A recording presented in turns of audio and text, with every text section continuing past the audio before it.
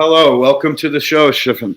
Why don't you give yourself a quick description of who you are, what you're all about, and what a geophysicist is?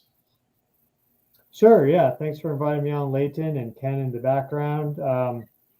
You guys reached out to me a few months ago about the soil matters, and I was busy traveling, so I couldn't get on. And we're here now, and things have evolved and developed even more, especially in regards to the geophysics. There's been some really big energetic changes on our planet. So as a geophysicist, what I do is there's different types of geophysicists. The direction I've kind of taken is I look at some of the geophysical energies of the planet, the globe as a whole, and I analyze those. So that could be like space weather impacts, like a solar flare, how that affects the magnetic field, understanding Earth's magnetic field, how that affects the plastosphere. This is the charged ions that surround our planet, and then how that trickles down into our ionosphere, our atmosphere, and then down into the soil, and how energy flows through the earth, seismic waves, which are sound waves, electrical waves, which are known as telluric currents. Those are fascinating. A lot of education needs to be done on that, and a lot of research needs to be done on that too. And what's been really interesting about this whole journey is that in the background, like I went to school for geology, UC Davis, and then I started work as a field geophysicist collecting data for various companies, like doing seismic surveys or running ground penetrating radar or resistivity. Did a lot of passive seismic, so measuring microtremors. Also did a lot of magnetic field data collection, so measuring Earth's magnetic field. But what I've always had in the background has been a big interest in nature. I mean, I became an Eagle Scout, and I've been gardening since I was planting things and gardening since I was a kid. So I have a garden here on the East Coast, and then when I'm back in California, I have a garden there that I like to contribute to. And then also a little bit of a spiritualist and like animal plant communicator. So all these things have kind of with time formed this synthesis and come together into like kind of a greater whole. So it's been really interesting to see how my geology and geophysics career, once I kind of left the normal career path and started a YouTube channel to educate on these things for the general public, how I was able to start incorporating these different aspects of our reality, and how some of my hobbies started to feed into this too. So yeah, it's all in my domain to some degree. I'm not the ultimate expert on everything, but I just like to build these connections and experiment and read and research and things. So it's a lot of fun. So essentially, you're a puzzler. Yeah. Yeah. Exactly. I tend to. One of the things I really. Go ahead. Oh, just one of the things that really caught my attention are known as the Schumann resonances. What do you know about the Schumann resonances? The name sounds very familiar, but I can't put my finger on it right this minute. So it sounds it's vibration. Yeah, one of the very interesting things is that there's certain phenomenon on our planet that are really important that very few people talk about and or know of, and even less people understand in a qualitative way. And so the Schumann resonances are these global energy fields. They're part of the electromagnetic spectrum. So you have visible light, which we see, and then you have things like ultraviolet light and, of course, gamma rays, very high frequency. And then you go down to thermal radiation, below visible light, the microwave band, radio waves. Near 0 hertz is the Schumann resonances. And these are, here we go. These are huge in their wavelength because light travels very quickly, 300,000 kilometers per second. And at 8 hertz, the foundational mode, that gives it a wavelength of 40,000 kilometers. So that is equivalent to the circumference of the Earth. So these are the natural frequencies of light energy, the parts of the light spectrum that are naturally resonant with the physical dimensions of the Earth. And they're fed by all these sources like lightning strikes, they're fed by space weather, solar flare impacts, ionospheric currents up in the way in the upper atmosphere. They create and release Schumann energy. But we evolved in these for millions and millions and millions of years. And so once I found out about them, they really caught my attention because they're just a standard geophysical process, or you can measure them with different geophysical surveys in the magnetic field. People don't think of them much, but they are one of these things that touch and connect like everything together: biology, spirituality, consciousness, the earth, geophysics, the sun, space. Like they can be embedded into solar wind because they're just a frequency. So they can be generated in a whole bunch of ways, but they interact with us at a very deep biologic level and interact with the entire biosphere at a very deep level. So it's one of those things that kind of like pulled me and grabbed me. And so that's what I really kind of focus on in many ways. One of my main like topics that I talk about on my channel are the Schumann resonances.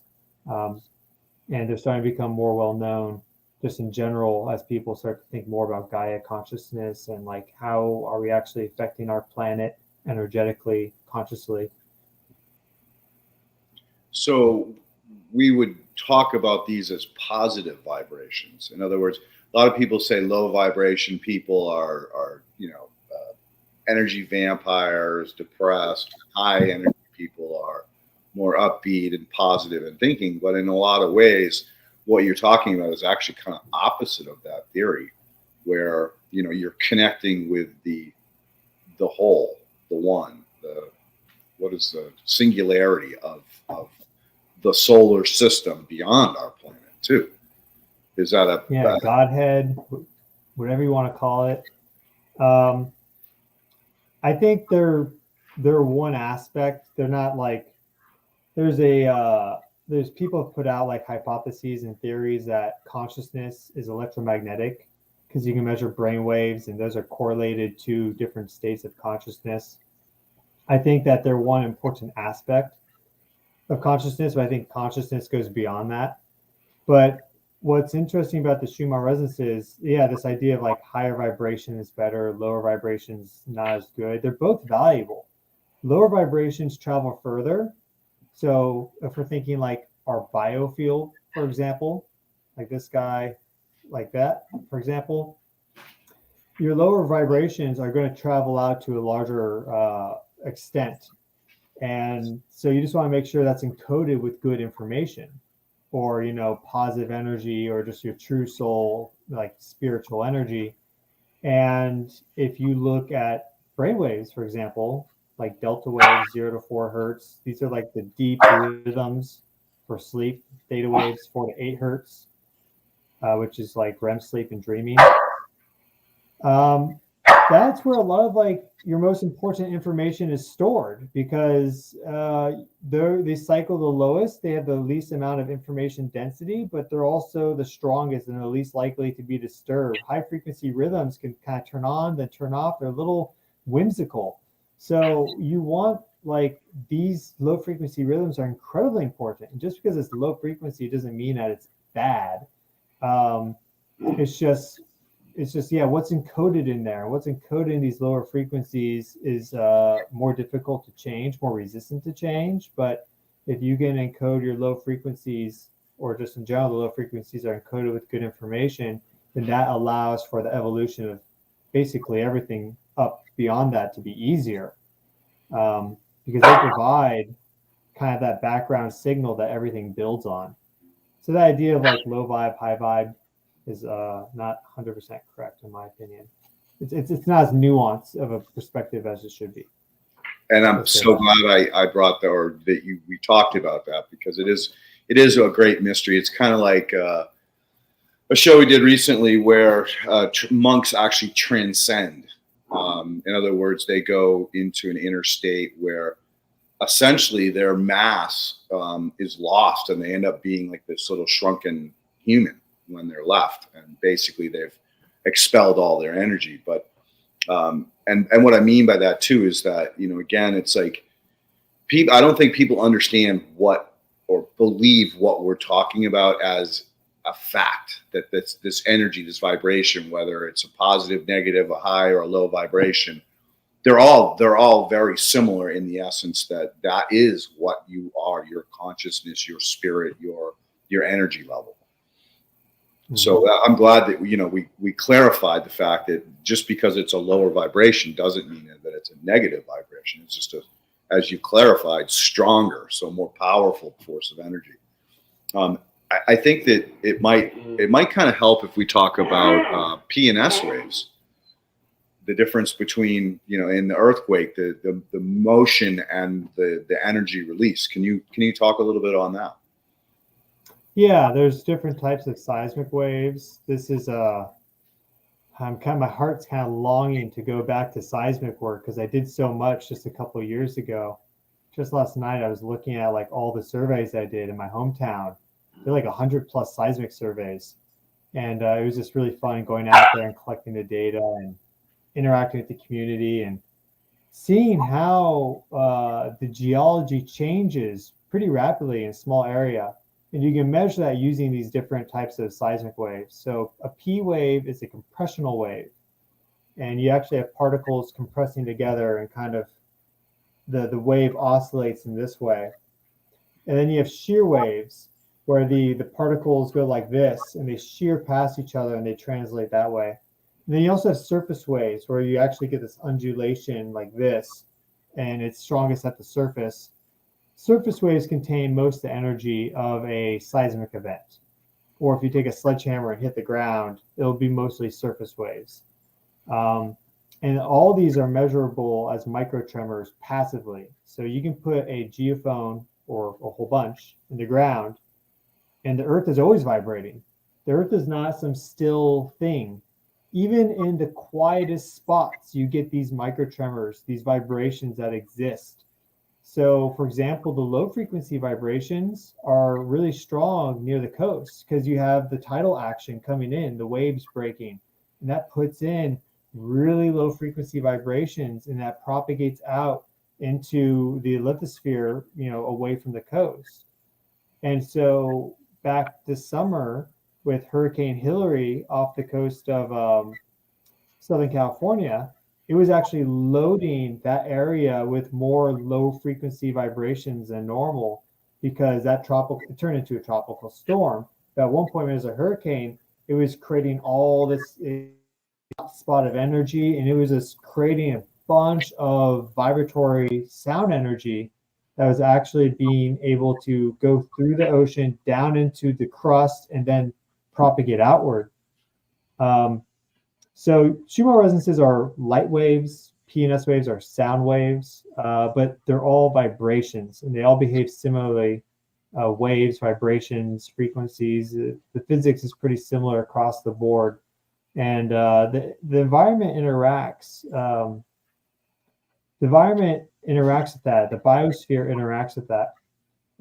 Depending on the vibrations of the area, the picture can look quite a bit different. Like the energy spectrum can be radically different from one area to the next. Yeah, that's interesting about the hurricane. Now, did you have any fellows that were measuring those waves when that hurricane got here, or that tropical depression got here? Yeah, my old mentor for my last job, he has a seismometer set up in Northern California. And so even from Northern California, he picked up those microtremors. He may have had a seismometer in LA at the time. That data may have been from Los Angeles region, but regardless, I have the data plot. It's very interesting. I mean, I could even potentially pull it up. I don't know. Actually, I can pull it up pretty quickly. I'm not sure if I would be able to share it though easily. But regardless, there's Ken. it is right here on my screen. if you're on a laptop, if you go down when to I the get bottom, figured it says out, I have it on my present. screen. I guess I can hit present. Yeah. Yeah. And it'll give you the different options. And Stefan, if you can Let's turn see. up your mic a little bit too on their sound settings, that might be helpful too. 'Cause Okay. I was having a little trouble hearing you, especially when I get Poe and making his noise. Is now better? Keep going up. Okay. Seems to be a little lag. Are you on the East Coast? What? Yeah. What about now? Is that good? No, keep going. No, I haven't really heard a difference. Okay. I'm adjusting the gain right now, and that maybe that's better. I'll try to put it up on my end, Stefan. Here, I'll try that. Okay. This, if you can see my screen, you can see the data from Hurricane Hillary, and here are the low frequency microtremors that that hurricane created. And so we're looking at frequency from 0.1 to over 10 hertz. This is 1 hertz right there. So these are all sub 1 hertz frequencies. They're in like the 0.4 band in different directions. So we have the horizontal east-west, also the vertical, and you can see them there represented really nicely. So yeah, I mean, the Earth is full of vibrations, whether they're light or sound, and we have ways to measure them using geophysical equipment. And people can also feel these things too. Like there's people that are very sensitive that can feel these energies. I know I can to some degree. There's some people that are like very sensitive that I've met. They're, they have certain gifts. So that kind of leads into another topic that I'd love to bounce by you, and that is Santa Anas. So for those in the audience who don't understand what a Santa Ana is, it's basically a wind that comes off the desert to the east of me that picks up a tremendous amount of energy, ionic energy, as it travels against the normal wind pattern down the canyons. And it's extremely dry. So you can get single digit humidity, which basically in some of the stronger ones, we've actually like seen a plant leaf and you go out and you squeeze it and it crushes it. It just, I mean, it literally dries it out on the plant within a matter of hours. Now, that's another form of energy. Is that something that you can speak on? Well, the atmosphere is very interesting. And yeah, there are certain phenomena like that, which can be pretty deadly and dangerous if things like a wildfire starts as a result. But there's a lot that we don't understand about our atmosphere, or at least some of the people that are studying these things they could perhaps do a better job being multidisciplinary. So like they study maybe up here, but they should also study here. And what's interesting about the atmosphere is that it's able to form these distinct zones much more easily than, let's say, like the Earth or the oceans, where things are a little bit more mixed and fluid, or like they can evolve very quickly. The atmosphere can evolve very quickly, whereas the Earth moves very slowly in terms of its evolution, geologic time. I mean, we have earthquakes, volcanoes, but in general, the geology doesn't change much. But those sort of atmospheric phenomenon can influence these other layers, like water bodies and oceans, and also it can influence, like we saw with Hurricane Hillary. Like we had an earthquake right as that tropical storm made landfall, magnitude 5. And a lot of geophysicists went on TV and were like, "Oh, there's no connection." Well, I mean, I don't believe in coincidence. All we said, we just saw the data with the microtremors. This thing was pumping microtremors out at these low frequencies off the coast, arrived in, and that fault appears was at a critical stress threshold, and it was enough to trip that fault. That's what I believe happened with that instance. It was only magnitude 5, but that goes to show you that this atmospheric phenomenon can induce like geologic change, or at least there's likely a connection there. That's what I believe. We would have needed, actually, I'm sure the USGS has pretty good data on all that because they have seismic sensors all over LA. So it'd be interesting to have access to that. But regardless, yeah, there's a lot of interesting weather phenomenon and space weather phenomenon and geologic phenomenon that interact with the environment and also interact with us. Yeah, and the reason I brought up the Santa Ana is because my deceased partner would freak out when the Santa Anas were here. They would just drive her crazy. And as a matter of fact, Poe, the dog, doesn't like them either. And I don't know whether that was his connection with her or what, but when we get Santa Anas, he's like hiding under the bed for the day. He just does not like it. And I've been told by a lot of the locals, if you're a really positive person, the Santa Anas can make you negative and depressed, and vice versa. So I didn't know if there was a correlation in your mind as far as that, whether it was draining energy or supplying energy. But well, it definitely makes sense that it transfers into the soil as well. Well, I can comment on that a little bit more. There's something interesting. Sometimes you know things and then you come to kind of new realizations about them. And I had that happen a few days ago. So way up in our atmosphere, we have the ionosphere. That starts about 50, 100 kilometers up, and it is a weak plasma. So in general, going from Earth's surface to outer space, the density decreases. At the bottom, you have a lot of gas molecules near each other, but they are still energetic enough to not be liquids or solids. You know, liquids, they can slide past each other, but they're touching. Solids are locked in crystalline structures.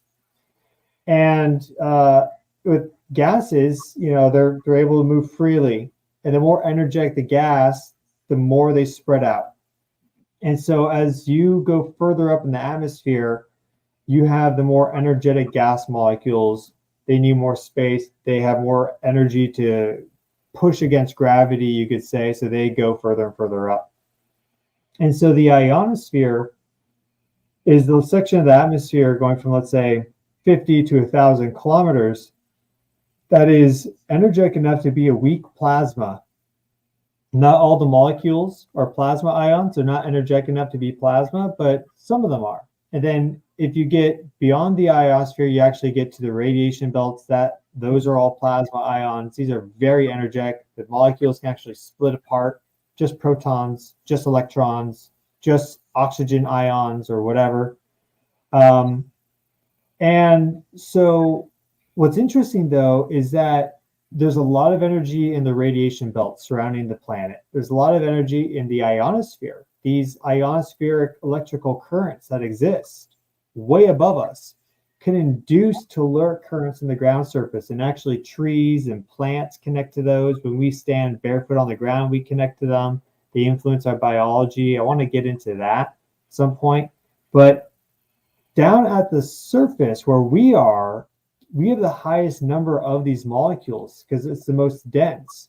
So in a theoretical situation where you have enough energy that gets put into the lower atmosphere, it could be the strongest and most powerful energetic layer of them all because it has more molecules that could get ionized. So for example, during earthquakes, what they see sometimes is they see that the conductivity of the atmosphere, like at the surface, goes way up.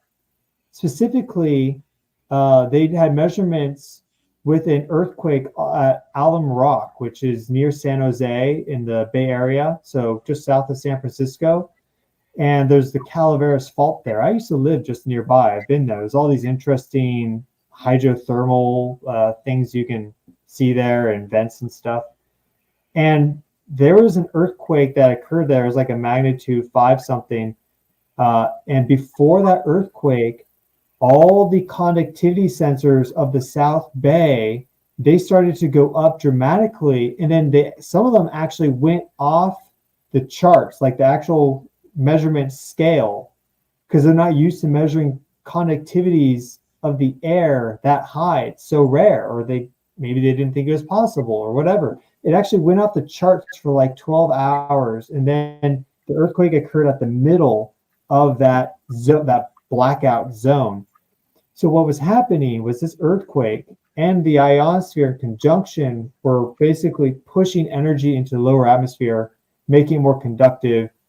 What's theorized is that an electric circuit was able to be connected as a result of that. And then once the electric circuit was able to form, that's when you get a higher, a higher flow of current.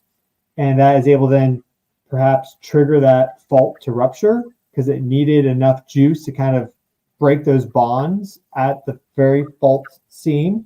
And then you get the rupture, and that can actually release energy too. So it gets complicated. But my brother-in-law was down in the same area. He was in Palo Alto. This was last year. It was a full moon, October 25th, I think it was. There's a full moon, and the same fault had an earthquake, similar magnitude. And he was bedridden for 4 days after that. And I bet, I mean, I don't have the conductivity data, but I bet that whole area became more conductive. And when you have this increase in conductivity, you have this bigger transfer of energy between biologic systems. It deregulates a lot of metabolic processes. So to answer your question, lay that foundation. To answer your question, when these winds come through, they're pulling a lot of that conductivity because that's humidity helps to make things kind of improves the conductivity of the lower atmosphere. Those Santa Anas would pull all that energy out.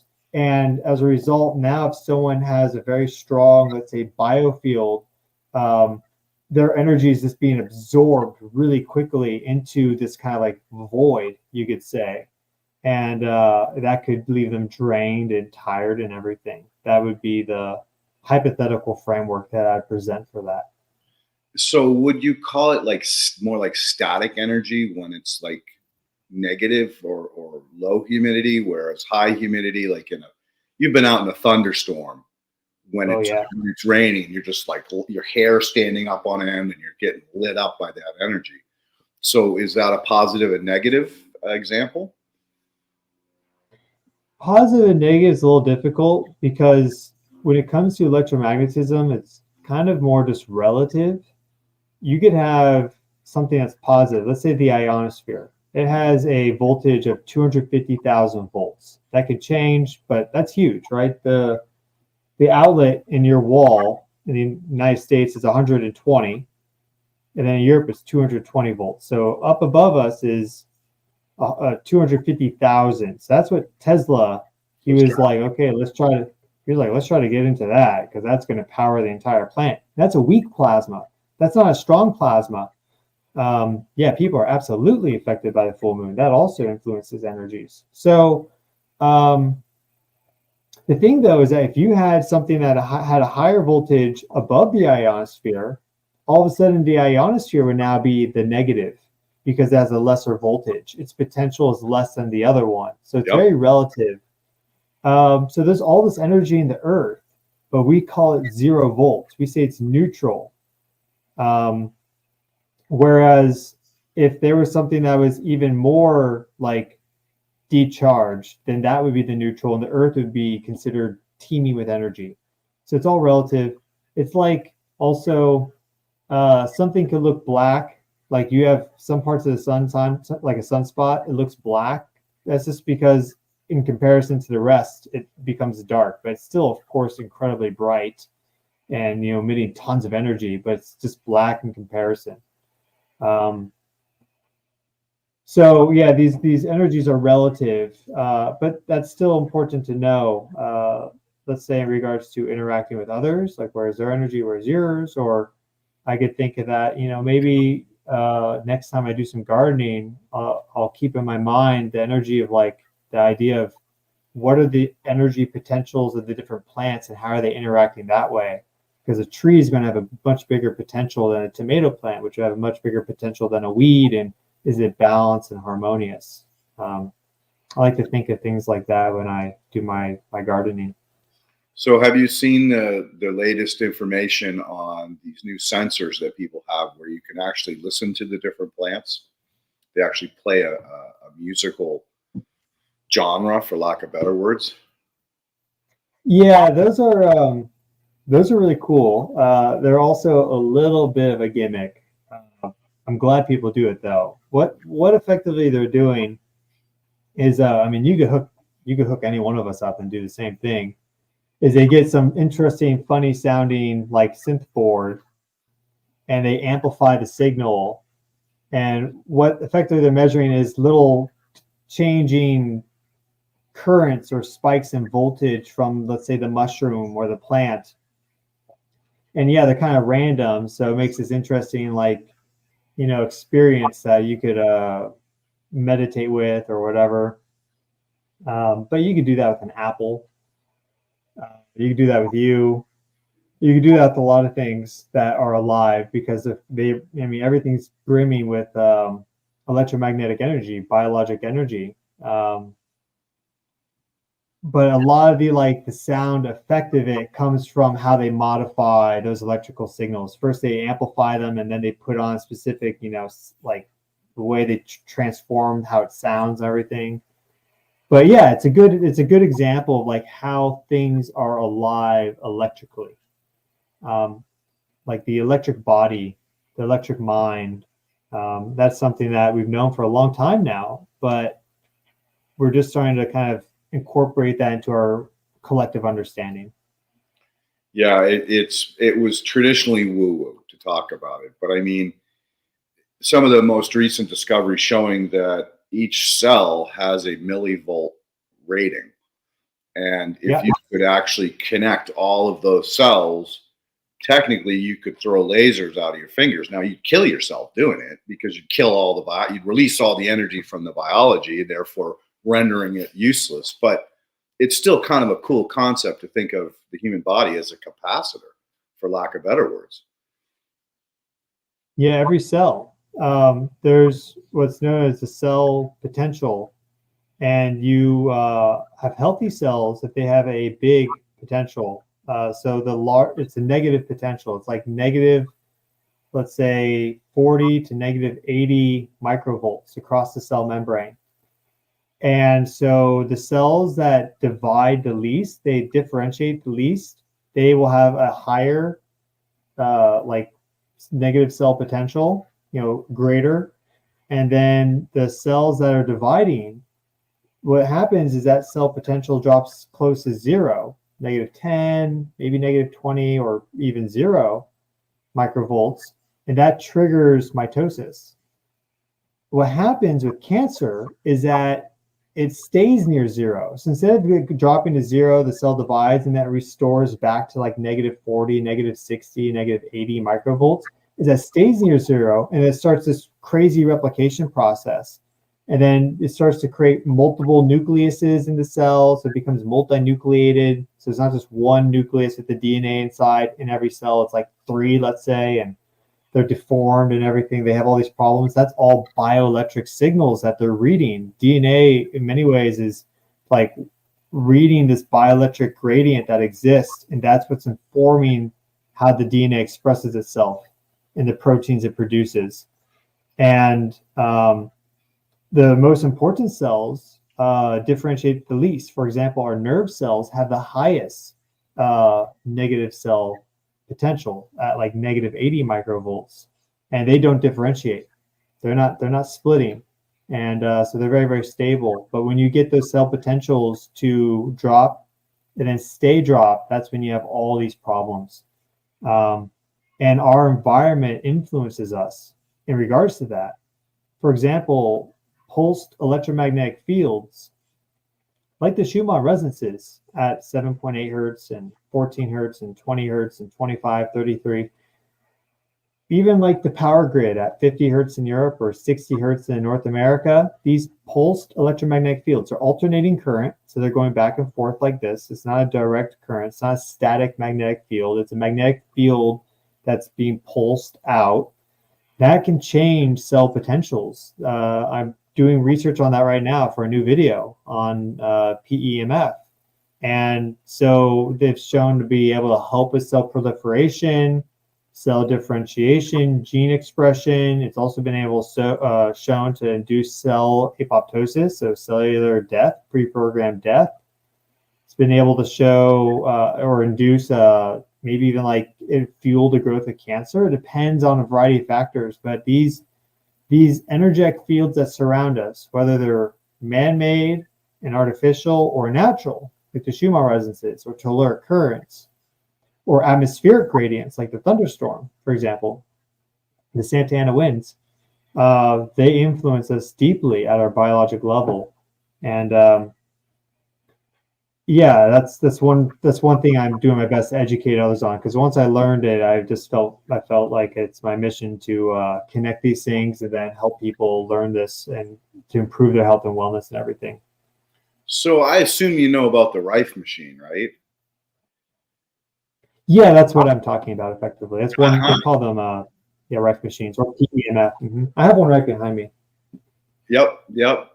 Pauline was very much into her PMF machine as she got weaker and succumbed to cancer. But anyway, so yeah, that's where I like to try to get people to connect to the understanding of what you're saying, and then here's a tool that did it, even though it was taken away from us and demonized.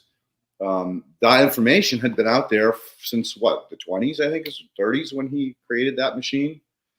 It's been around for a while. Yeah, and so now finally we have a better example or way to verbalize what was actually happening during that process. And I think he was at like 100 megahertz, maybe it was 300 megahertz. One of those two created apoptosis.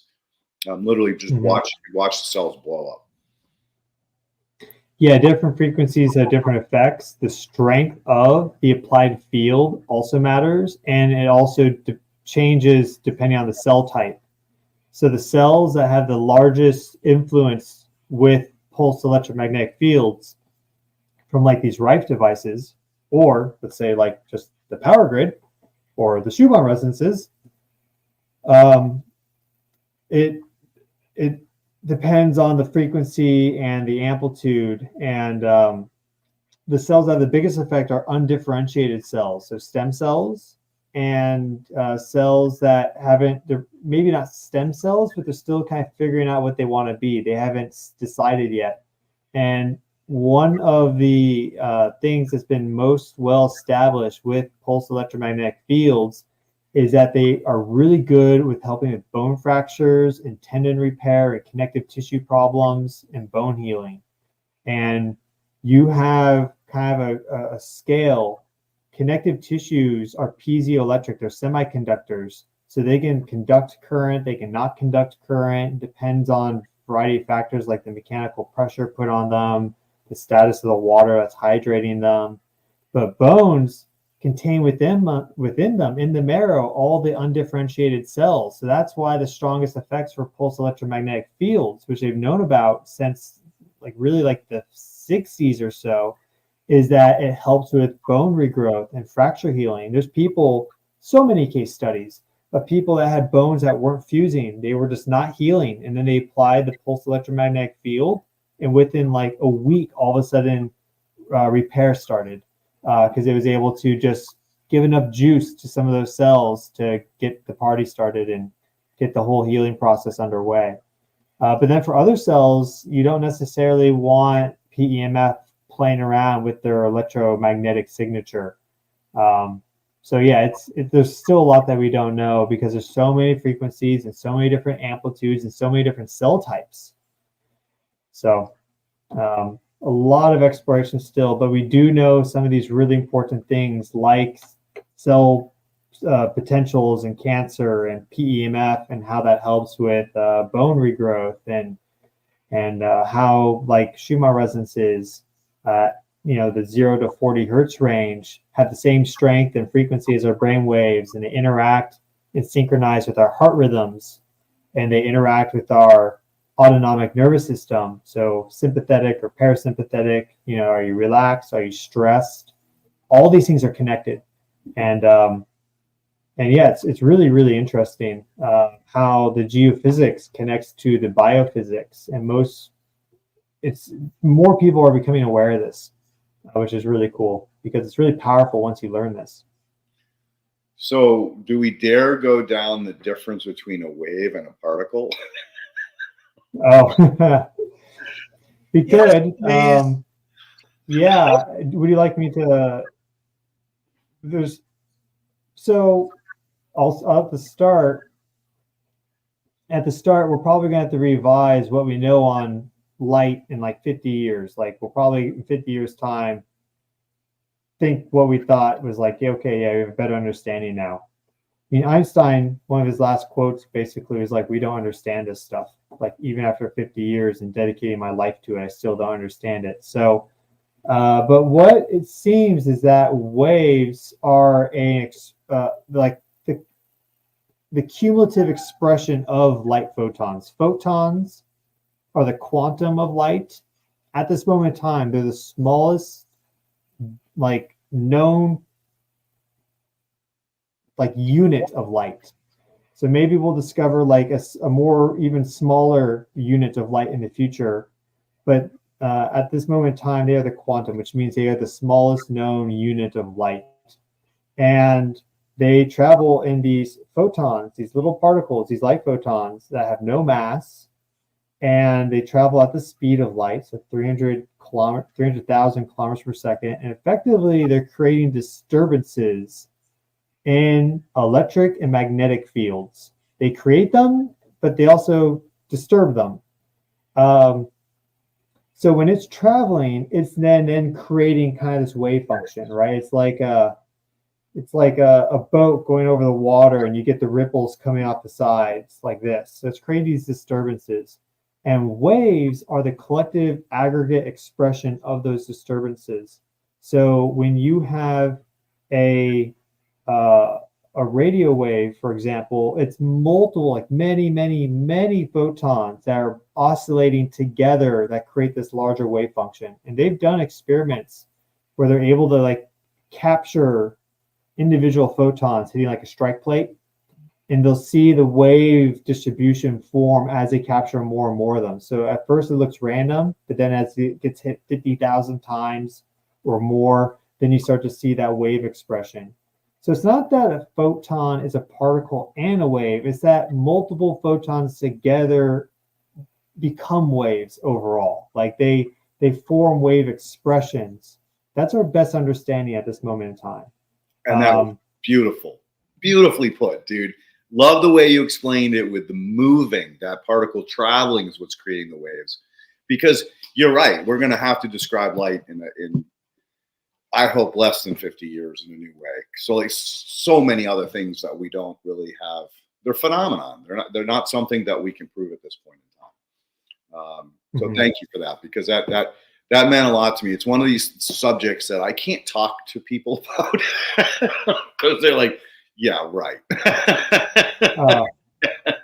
You start getting into quirks, moans, all of these particles. Yeah, they get crazy. It just, anyway. Back to, I guess, the point of why light is really important. Think about how a lot of people suffer seasonal depression, right? They're not getting enough light. They're not getting enough vitamin D. They're not getting those vibrations as those particles blow through them and create those waves that in some ways are also transferring energy, right? Because that wave has got energy. It travels. So therefore it's vibrating other things down the line. Is that a correct assumption? Yeah. One thing, there's so many, I just got back from a retreat in Costa Rica, and so I gave a presentation on the second day on Schumann resonances and biophysics and everything. And what was really fun in the days afterwards is people came up to me like, hey, I liked your talk, or, can I learn a little bit more about this? And I saw, or I was able to feel kind of where their interest was, or I knew a little bit like they're a musician or this or that. And one of my skills is I'm like a sponge. I absorb a lot. And so I have all these facts and tidbits, and I was able to give them the one thing that really like kind of opens up a lot for them. And so one of those things is that light, like visible light, is just below the energy level required to break molecular bonds. It's very vibrational.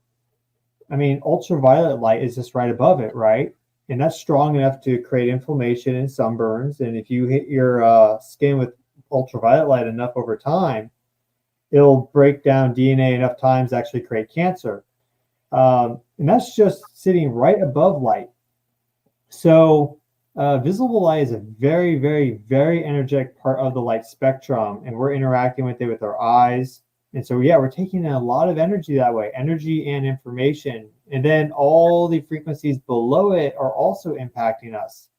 I mean, a lot of our circadian rhythm is guided not only by visible light and the part of the spectrum of visible light. Is it red? Is it blue, green, whatever? But it's also guided by your body temperature. Is it cold out? Is it hot out? So the temperature of your environment influences circadian rhythm. Your light environment influences circadian rhythm. Your ultraviolet exposure through vitamin D synthesis influences circadian rhythm and the endocrine system, production of vital hormones. And you can keep going down because these fields in the microwave band, which is a upper, like higher frequency radio wave, down into radio waves, and then down into Schumann resonances, and then even lower into like geomagnetic pulsations, which are sub 5 hertz waves. These connect to our heart really strongly. So when these pulsations, which have huge wavelengths, bigger than the circumference of the Earth, when they're going, the magnetic field is kind of flapping with these pulsations, people can experience arrhythmias and kind of irregular heartbeats. And some people, if they're sensitive or they're old or they have cardiac problems, they see statistically significant results in regards to more heart attacks with geomagnetic storms, which have those pulsations embedded in them. And so we see there's been some really good research done on these pulsations and on Schumann resonances and solar flare impacts and how it destabilizes heart rhythms, just a normal beat of your heart. They are able to get that data through heart rate variability monitoring. So they measure the time interval between heartbeats, and then you can do all these statistical analysis on it from there and pull out the frequencies that exist. But yeah, your light environment across the spectrum influences your circadian rhythm. And they've also done a really interesting study. There's a paper on it where they built a shielded room like underground. And they put subjects in there, and the magnetic field of the Earth was reduced like 99 point something %. Like they did a good job shielding this room of all the magnetic energy. And the circadian rhythms of the people instantly desynchronized. All of a sudden, they're up for 33 hours and sleeping for 6. And they had lights and they could do whatever they wanted and all this stuff, but they just found themselves totally drifting. And it was like day by day different. There's like, they're kind of lost in some ways. And it was only for like a month, so that's probably fine. That's the question with space travels. How long can we maintain our homeostasis internally? Because we have our own electric field right here, like thank God. But if you're on Mars, there's no magnetic field there, and there's no atmosphere, there's no ionosphere, there's no Schumann resonances. There's probably some little things that exist, but the light spectrum is going to be way weaker than it is here. We live on a very energetic planet. Like I just did a live stream last night. We were talking about the energy coming off the sun. Jupiter is like way far away from us, 5 AU. We're at 1 AU. We're so close to the sun. We call it the Goldilocks zone, but we're just like supercharged here on Earth in many ways. And you take away those energies and we just totally desynchronize. So yeah, seasonal depression and things of this nature, people aren't getting enough light. It's like vital for our life force energy to like get the amount of energy and light that we need at these low frequencies, medium, high, all those things, super important. Have you ever heard of sun gazing? Yeah, I do it. Do you? Not because I read some book or something. I don't know, every now and then I just look at the sun a little bit, but not so much that's stupid. I mean, just like be smart about it. So I never read any books in it either. I'm guilty of not fully understanding what what the terminology means, but I have noticed that specifically in late spring, early fall, before the time zone change, that I'll catch myself in late afternoon, 4:30, 5 o'clock in the afternoon, when the sun is pretty low in the sky, just staring at it and feeling that energy. Yeah, feeling that energy coming in. I jokingly internalize it as, oh, feeling all those photons coming in, man. Like, and it definitely, like, there's something about it I can't explain. Like, it's not like I jump up and I'm all charged. But there's definitely some energy transfer for doing that. And again, I don't recommend doing this at high noon, people. You want to do it when the sun is very low on the horizon, because yeah, you can fuck up your eyes by doing that. Yeah. But if it's very low in the horizon, you can actually see blue. So the sun isn't this white ball; it's this like resonant blue thing, dot that's inside of it, with the light flashing around it. It's really cool. I've never had the opportunity to talk to anybody about that, so that's why I wanted to bring it up and see what your thoughts were on it. Yeah, well, like here, I'm going to use this to kind of illustrate what I'm going to say. This is shungite. This is elite shungite. This is like pure carbon, like 99.5 or 9% pure carbon. Notice that's black. And they've done studies on shungite, and it absorbs electromagnetic radiation. So this will absorb like Wi-Fi energy, because that's type of light, just microwave range. It's black because it's also absorbing visible light. I mean, it's not reflecting any visible. It is a little shiny, but it's absorbing all this energy. And in general, if something's black, it's absorbing light energy. It's also kind of cold, so it's absorbing a little bit like heat energy too. It's like a heat sink. And if you look at the human body, where's the one spot where it's like the darkest black? It's like our pupil. It's like pitch black. Right now we can modulate the size of our pupil, but it is like absolutely pitch black. And so you are receiving the most light energy through your pupils as compared to the rest of your body. Now, people that have skin color, they have melatonin, and that is a molecule that absorbs a lot of light energy that has some very interesting effects in the body. So their light absorption is different. I mean, I don't have too much skin color just from the watermelon juice I've been drinking, but the pupil absorbs a lot. So when you were looking at the sun, you're getting some light on your skin, and I'm also reflecting a lot because I have fairly light skin. I reflect a lot of that light energy. But the pupil is absorbing everything. Everything that's going into the pupil is being absorbed. And so there's something to that. And they've like a little data point that kind of backs up the effects of sun gazing in a healthy way is they show that people had better protection against ultraviolet light when they weren't wearing sunglasses, because the eyes were taking in that ultraviolet radiation to some degree without sunglasses, and basically signaling to the rest of the body, be like, hey, there's ultraviolet radiation in high doses right now. Let's, create a little bit more of a protective effect, like be ready for that. But if you put on UV blocking sunglasses, you're not receiving that signal through your eyes to your optical nerve, and we don't really know how it works too well. But then you'll get a worse sunburn as a result of that. So that is an example of energy coming in just through light, informing your body to like enhance its cellular protection against ultraviolet radiation. And so that's just like one thing. There's probably a whole bunch of things like that, which we just haven't really, kind of conceptualized or thought of yet. Dude, that is so funny. When I first got out here to California and I was working, I had to wear sunglasses. Like, the sun was just too fucking bright for me. And you've been in New England and you've been out here. Night and fucking day with the energy levels out here. Night and day. So after about, I don't know, a year, I started to be able to remove my sunglasses at certain periods of the day. In other words, the light wasn't so bright that it like hurt my eyeballs. Like in the morning, I still had to wear them, because you're driving into the sun. In situations like that, yes. But it's gotten to the point now where I never wear sunglasses. Now I notice on super clear days, and sometimes even when we get the hazy days, that I'm like blinking when I take Poe to the beach. I try to take him there at least once or twice a week, sometimes more if I have to. Great. Just to let him run around. And I like to ground too. I like to take my shoes off and get my feet in the sand.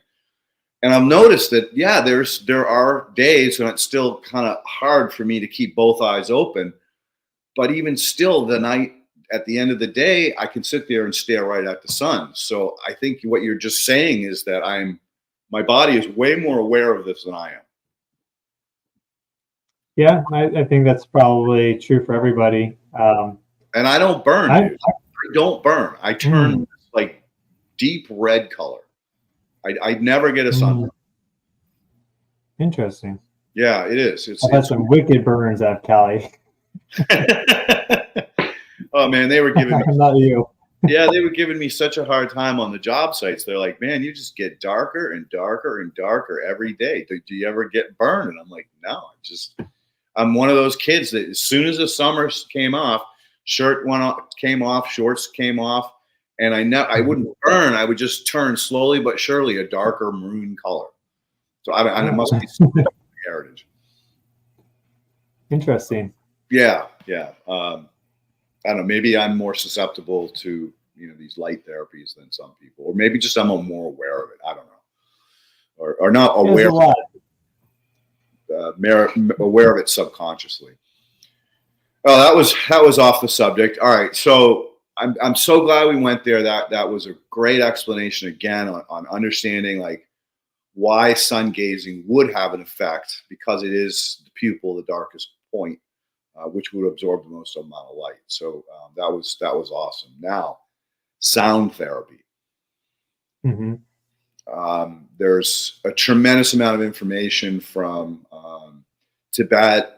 I mean, they had the most bells on the planet. Like a lot of civilizations have removed the bells from churches, and we don't get the same vibrational exposure that we used to get over, like 100 years ago. Everybody knew the bell rang at noon, so everybody knew, hey, it's noontime, take your break, whatever. Excuse me. And we replaced it with things like this so that we know what time it is, but that's not a bell. That does not provide that external vibration. My beloved Pauline was very much into the arts, so to say, not the dark arts, but more the white arts of understanding PEMF mats, sound healing, yoga, Ayurvedic medicine, all of those arts where she literally would be considered a witch if she lived out in Georgia. But she was a really, really, really big proponent of sound healing. And I did not know much about it. So good. Say again? So good. Yeah. Yeah. So let's talk about that, because she exposed to me to those, what do you call them? The bowls, the singing bowls, and the different vibrations, the ones to use for different things. We got so crazy. We were traveling from Washington State down to New Mexico, and ran into this place I think it was in the Arizona border, where they had all these gems and stones. It was like the capital of the America for trading in crystals. And I mean, the place was huge. It was just stores all over the place. One of the stores we went into, she started freaking out. She's like, oh my God, look at all these Tibetan bell sets. And I'm like, well, what do you mean a set? She goes, notice how each bell fits into the next bell. And each one of these bells was used for a different vibration, for a different ceremony or healing or spiritual awakening or whatever. They're all tools, like a carpenter would have in his tool belt. So let's dive down sound. Yeah, well, I mean, the retreat I just went to was in Costa Rica. I was invited there, and it's for a new music production company. They are effectively going to be the Spotify of like spiritual music, guided meditations and binaural beats and things of that nature. I'm not sure how much I can talk about it, but effectively there was a live concert every night with just incredible musicians. And on Friday night was like literally mind blowing. It was Estas, I don't remember his last name, but this Ukrainian guitar player, his name is Estas, and he just, I mean, it was mystical, it was transcendent, and so sound therapy, yeah, is very, very, very important. And like, I mean, there's also like my own just personal experience of traveling, like when I was in Turkey or when I was in Egypt, and they have the mosque, and they start singing at like 4 or 5 a.m. I love that. It's like so beautiful. And or in Europe, they have all the church bells ringing all the time. Like you may be at your apartment or somewhere and you're working a little bit, all of a sudden the church bells start going off. And I just find it so pleasing in a very just like nice, happy, kind of like just innocent way. Just like, oh, this feels so good. And I wouldn't say we have less sound now. I would just say our soundscapes in general are different. For example, we talk about these microtremors, like cars, they create sound. I mean, obviously the honking and stuff, but they also create these very low frequency sounds that we can't hear, because anything below 20 hertz, our brain is like processes out. And I think it's less because of the frequency of the wave. I mean, we have these structures, these hairs. We have these hairs in our cochlea within our ear. So these little tiny structures, and they wave back and forth in the eardrum, and well, beyond the eardrum. And that waving then causes them to do neurotransmitter spikes, which then creates basically brain waves of the same frequency that travel down the auditory stem. So these things are just basically moving to vibration. Why wouldn't they be also moving to vibrations below 20 hertz? There's no reason why they wouldn't. It's more likely that we don't hear those sounds, because if we did, we'd probably go mad. There's probably so much, like, I really want to measure this now that I've had this idea. There's probably so much sub 20 hertz noise in our environment that if we heard it, it'd be deafening. So our brain just processes it out, just puts a filter on those frequencies, and it's like, nope, we're not going to let you hear that. But when I did all these passive seismic surveys, for example, that measures from like 0 to 50 hertz on average, sometimes a little higher, depends on the equipment. Cars make a lot of noise in like the 10 to 25 hertz range. Very noisy, and it's not coherent noise. And that's kind of what you're getting to, and what your wife was really like, she understood, it sounds like, is that these singing bowls that for the different chakras, or is the energy coherent? Does it have these nice sound waves? Do they all like combine together harmoniously? Or are they clashing? Are they chaotic? Are they deconstructing? Are they creating these big volatile changes? It's quiet and it's loud the next second, and that's a non-coherent, discordant energy. And so there's no rhyme or reason to cars. There's no rhyme or reason to all the things that make noise in cities, for example. So there's plenty of noise, but it's not coherent noise. And I think that's what's important. And when I was collecting the seismic data, if I was near a road or like the highway or something, the seismic data and my ability to like quantify the subsurface geology was greatly diminished. You get these color plots and you want these nice curves, and they'd be kind of shaky, and you have to kind of like figure it out, and you can get the data, but it's not that good. When I went to sites where it was nice and quiet, far away from everything, and especially if there was tall trees and the wind was blowing, then you get these amazing data plots, because they're putting in all these super low frequency waves, and they're all coherent because the trees are all waving together at the same time. And I had these beautiful plots. And my mentor was like, I've never seen data this good before. And I mean, he's a very good geophysicist. I'm a little bit of a hippie. So I was like, of course, I want to go to these natural places. I was also experimenting with like meditation and how that was changing. Like my meditation at the spots is changing the frequencies of the environment. And one of the meditations I did, it spiked the 1 hertz wave, which is the same frequency at 60 beats per minute.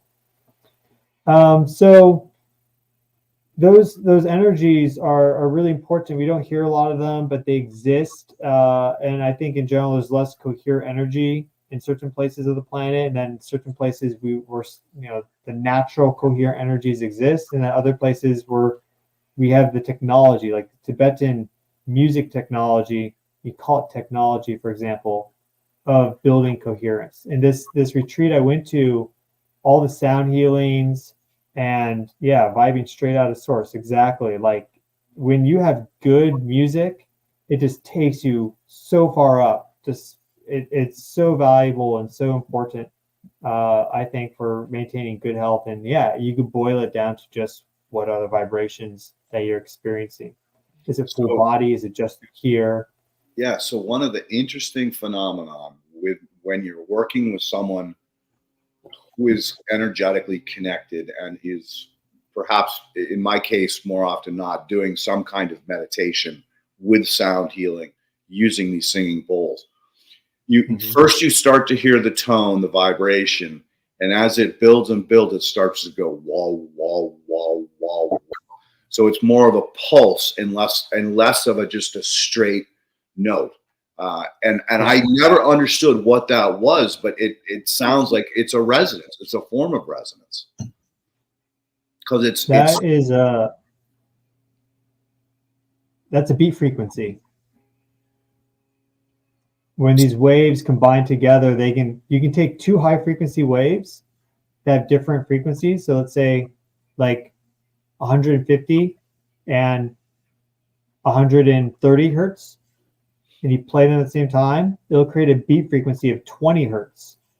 And that you can hear because it's an amplitude modulated wave. So it's not a 20 hertz sound wave, which you can't hear, but because it's changing the actual volume or amplitude of the sound wave, then you hear that wah, wah, wah, wah, wah, wah, wah, or, wah, wah, wah. And as they play with the reverb and all that stuff, you can get these really interesting rhythms that build in the background with good sound healing. Exactly. So really interesting is that I live by an airport, and a lot of times I can't hear the airplane till it gets up above me because it's taking off, a couple miles away from me. But I always hear, before I hear the engine, I hear that wah, wah, wah, wah, wah, wah, wah, wah, wah, wah, builds, and then all of a sudden, wah, and then you can hear the engine. So it's that sound that it's projecting as it's taking off and coming at me with those different vibrations that are creating that merge until the true sound becomes clear. Dude, this is fucking wild, man. I'm really enjoying this conversation because, I knew it's not me. I know it's not me in my fucking head, right? Yeah, I'm a whack job for sure. But, when I try to explain the sound waves to other people, like the singing bowl stuff, they think I'm a fucking lunatic. Now, the people that went to where I was exposed to these things, they were like, no, that's part of it. That's part of the healing, is those waves, those pulses that are occurring internally in your body. And I'm really interested to understand more about the flagellum. So the flagellum are those tiny little micro hairs that you're talking about in your ears. Typically, we see flagellum on biology as a mode of transportation, but we have the same, like, cilia in our lungs and in our ears. Those are those little micro antennas that are picking it up. And your theory on why we don't hear like a dog hears, like all of these fucking vibrations from super high to super low, I bet you're right. It's an evolutionary defense mechanism. As we've evolved and made our planet noisier and noisier, the only way to compensate was to start filtering out some of that shit so we didn't go completely insane. It might be. Yeah. Go ahead. Oh, I was just agreeing. Yeah, it might be interesting to study, like, some of these tribes that perhaps have not had a lot of exposure to humanity. Now, they'll be living in a noisy atmosphere. I don't know if you've been to Costa Rica. I mean, some of those jungles, the noise is deafening. Like, I've been to places in Puerto Rico, up in El Yunque, which is a sacred mountain there, the Rainmaker. And the insects are so loud, you can't hear anything. It's deafening. Now, is Costa Rica similar to that? Well, we had howler monkeys every morning at 4 a.m. So, Good morning. and doing these, yeah, they're very loud and they're not that big. But yeah, there was a nice pleasant hum in the background.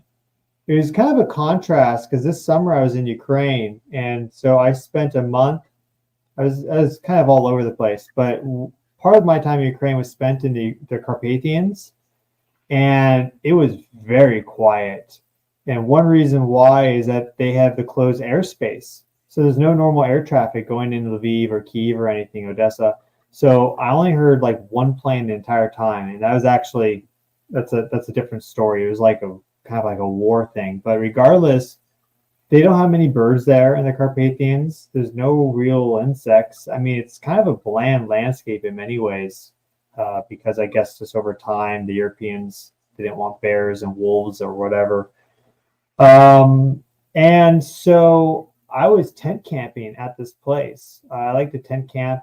I do deep earthing experiments. So I have like I'm inside right now, but when I go to sleep tonight, I'll be in my earthing tent outside, even though it's like, freezing at night, because I connect to these telluric currents and these rhythms, and I experiment with them personally.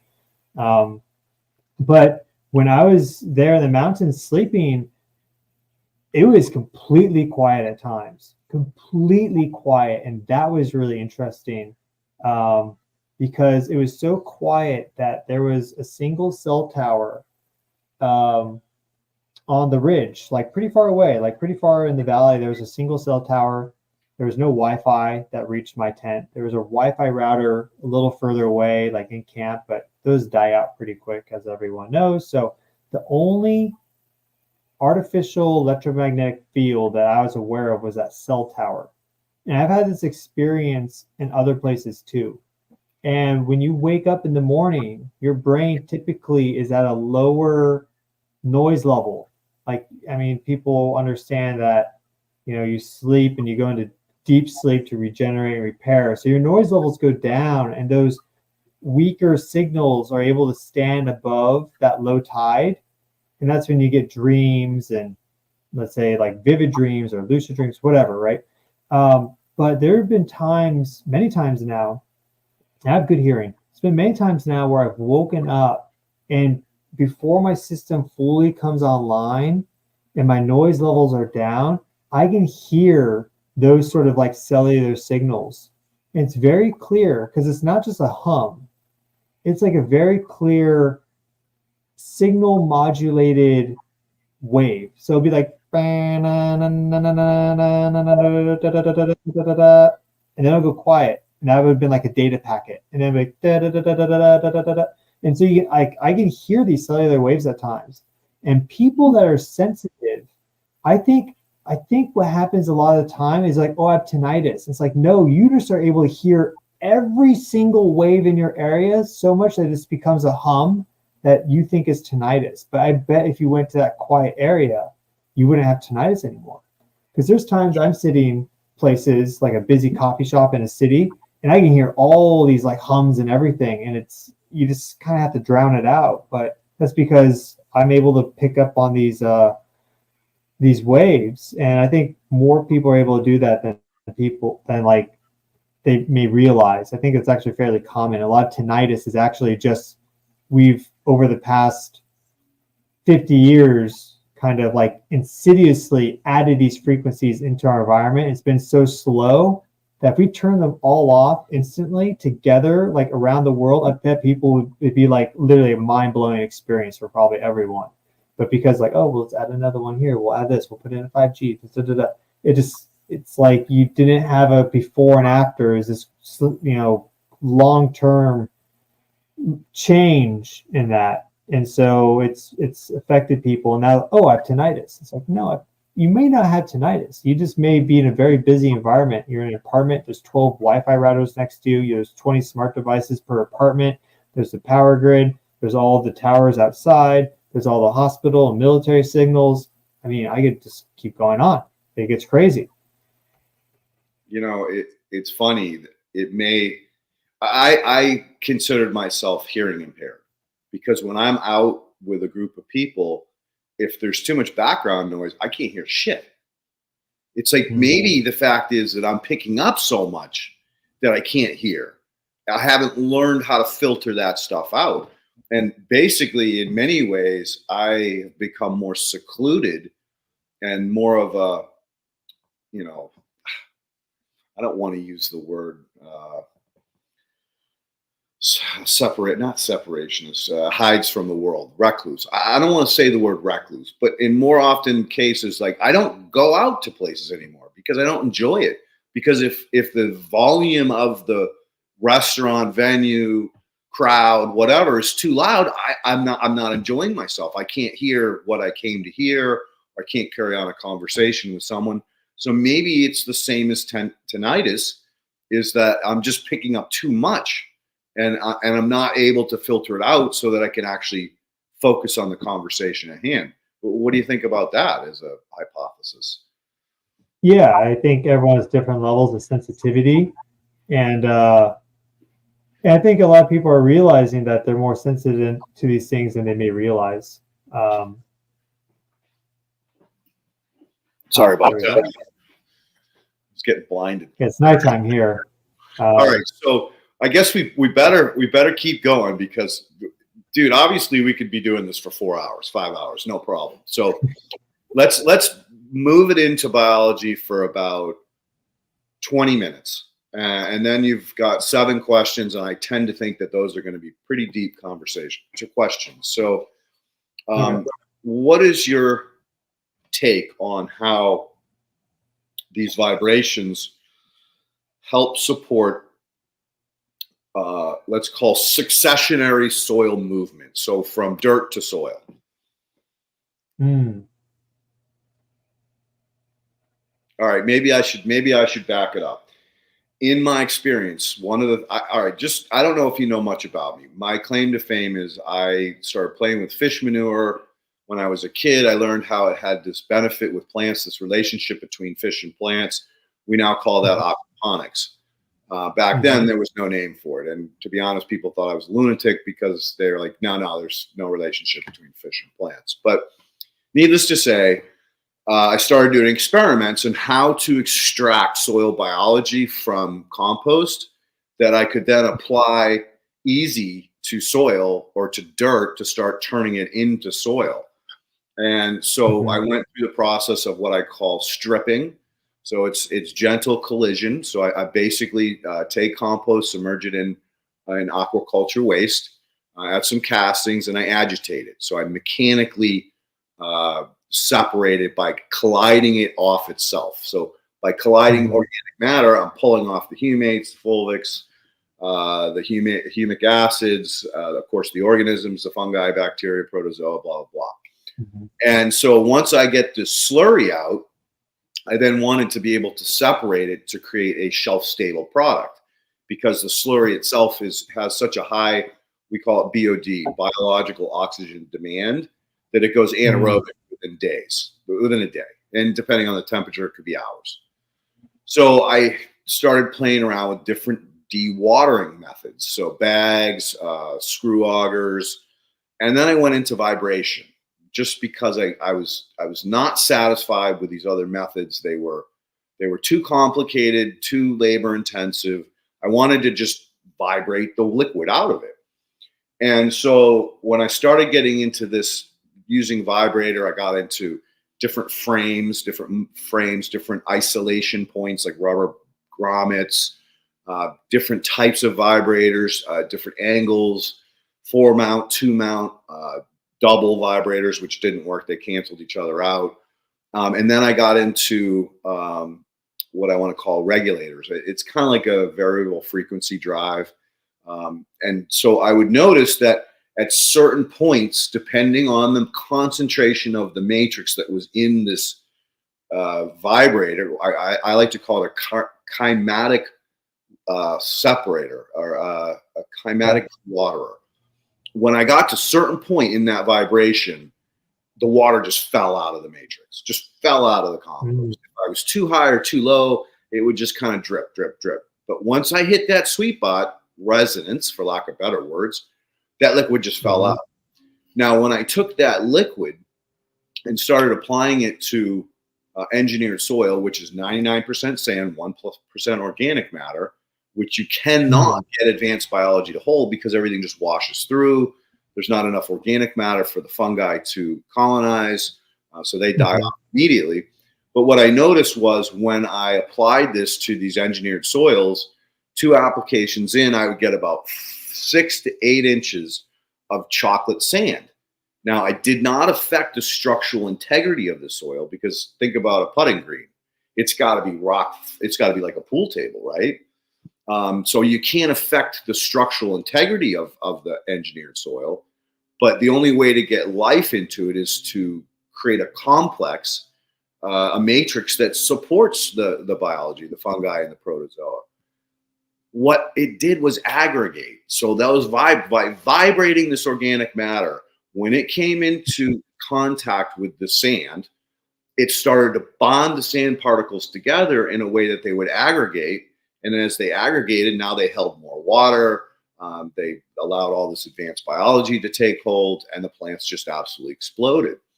So that's kind of why I'm throwing you down this rabbit hole of trying to understand, like, was it the sound? Was it the magnetic charge? Was it the stimulation of the electron?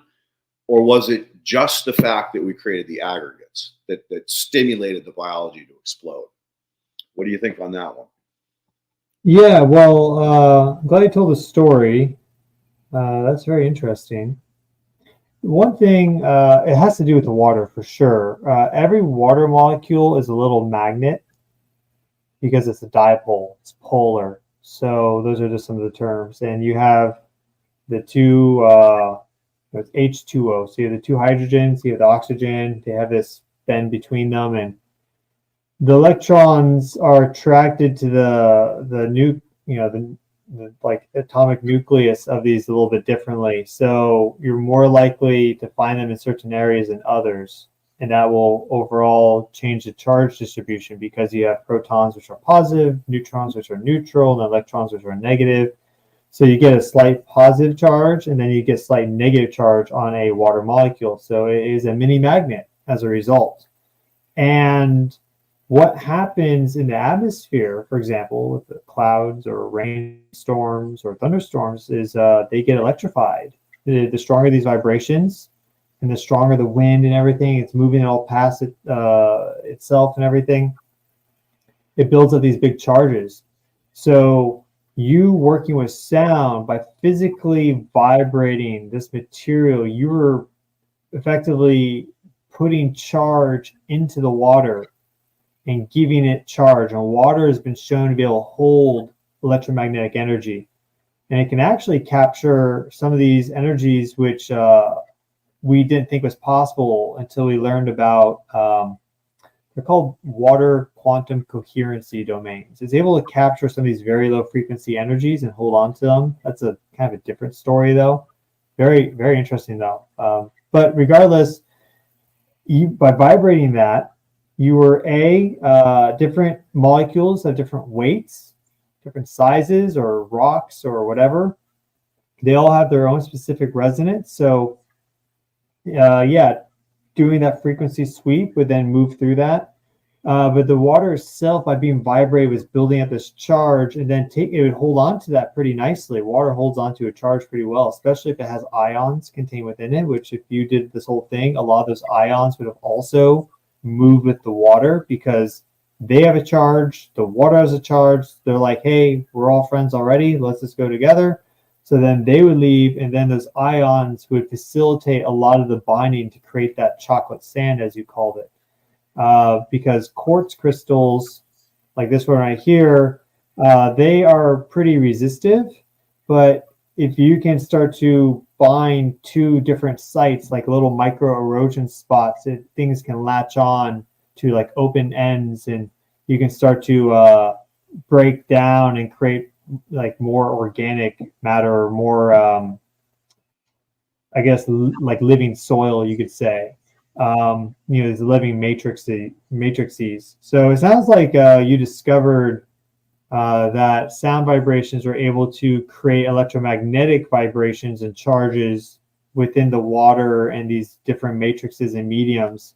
And because it was loaded with energy, now there's more there for the entire web going from the bottom up, like the root microbiome and mycorrhizal networks, which all work together, as you know, we're then able to more, effectively draw out some of those energies at the molecular scale, because that's where they live. They're close to the molecular scale.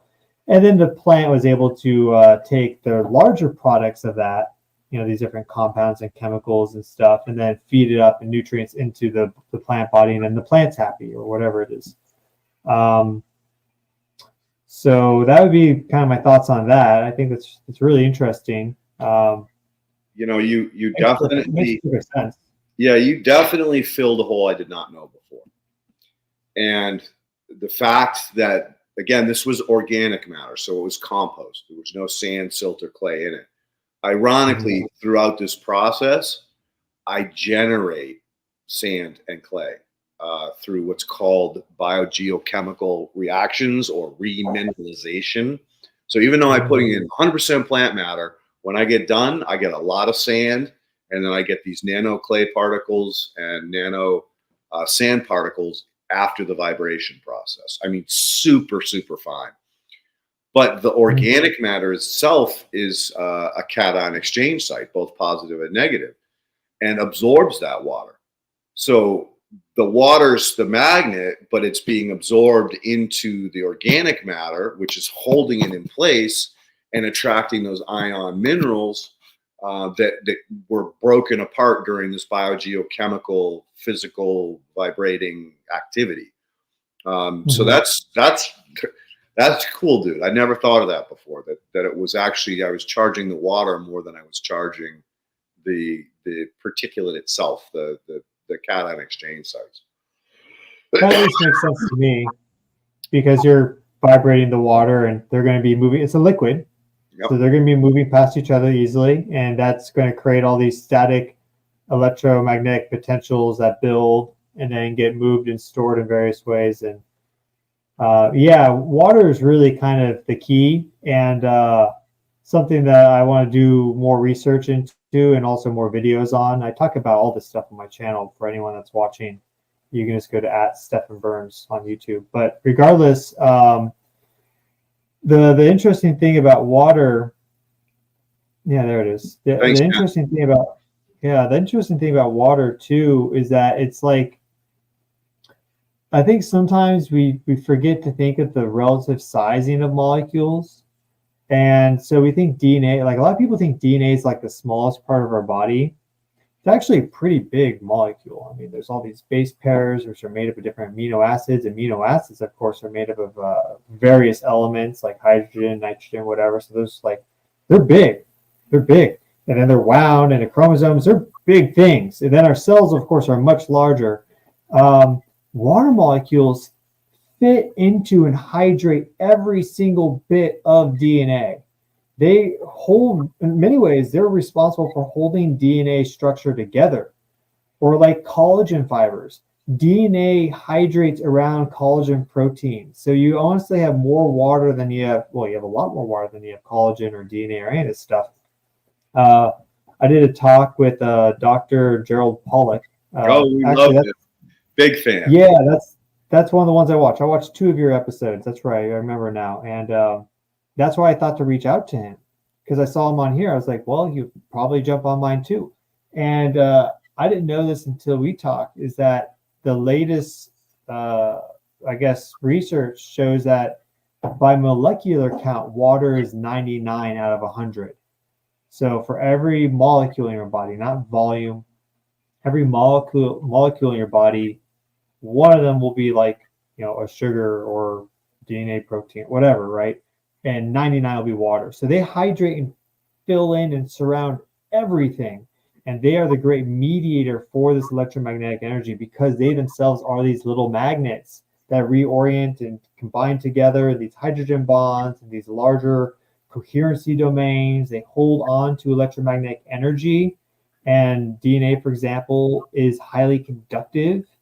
So magnetic fields can pass through the cell membrane, which has that electric potential. So electric fields don't pierce through that easily, but a magnetic field can pierce right through it, hit a DNA molecule, and where you have a magnetic field interacting with something conductive, you get an electric current that forms as a result.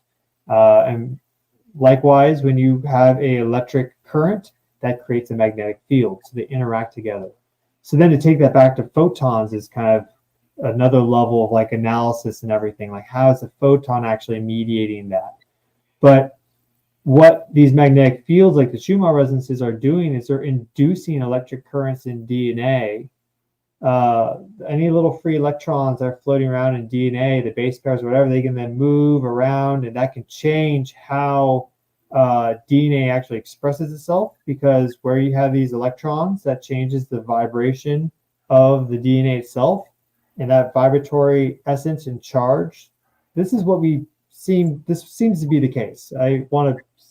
So much we're going to learn, right? But yeah, I just want to be very clear with that. This vibratory essence and that charge localization within DNA is then what attracts different transcription proteins and like mRNA messenger, and like what part of the DNA is then being transcribed and turned into a protein and everything. So these fields that we mesh ourselves in are regulating gene expression.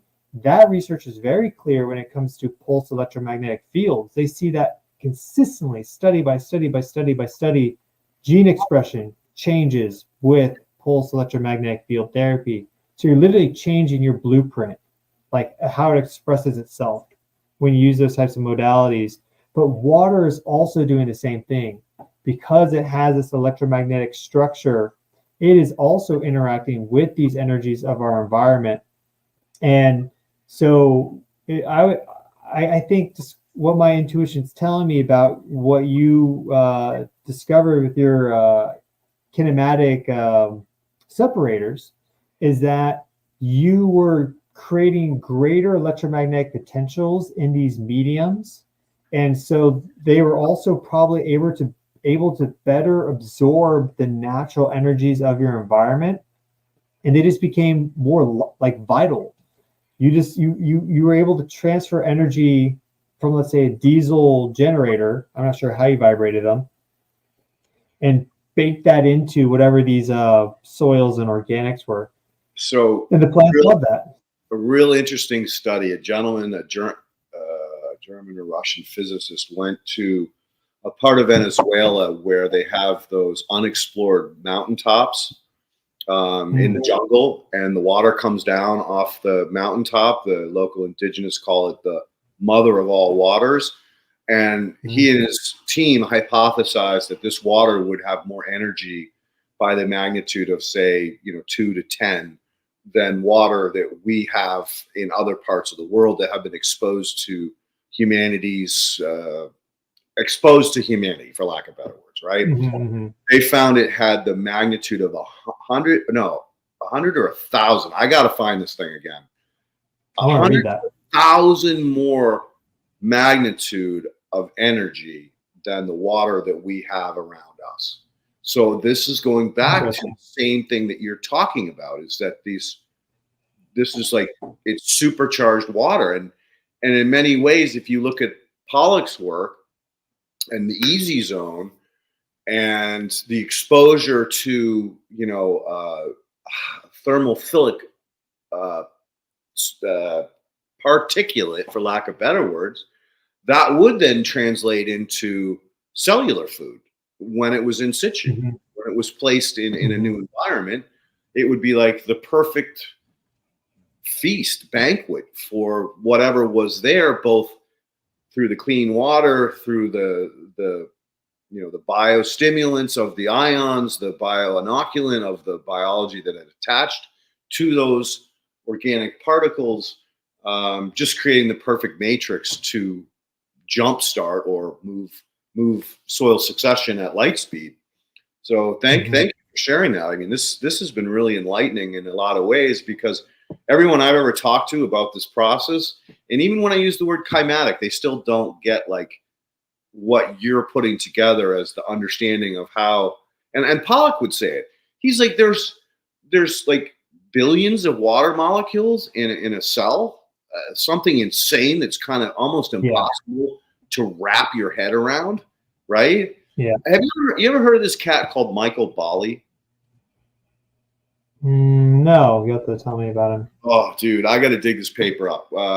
I'm part of a study group of the boys on in the upcoming shows, and maybe I'll dig it up and we'll talk about it then. But this guy did some deep dives on water, and at the end of the paper, it gets so fucking crazy that he almost sounds like a lunatic. But it's exactly what we're having this conversation now. I had this conversation 10 years ago. People like, what the fuck? You know, before Pollock's work came out, before Yamamoto's work came out, before all these, interesting threads, because they're not all, they're interwoven, but they're individual threads. So, we'll stay in touch through Ken. And when I find that paper, right, I'll get it to you because, dude, it was mind-bending. I mean, it hurt my brain. I had to read it like 3 or 4 times to just capture part of it, let alone the whole thing. All right, so we only got 20 minutes left. You got 9 questions. So let's rapid fire. We're doing it live. Let's go. and Stefan, we'll definitely have you back, in 6 months, a year, whatever, so that we can keep this conversation rolling. And sure, thank you very much for having Gerald on your show. The more people that get to see that man's work, the better. Yeah, that one's done well in regards to the algorithm. People like clicking on that, and he's great. Oh, definitely. And what a brain! What a brain! He melts mine all the time. So we'll start with this question: is this electromagnetic harmonics? And this is from earlier in the show. Well, the Schumann resonances are those natural frequencies of light.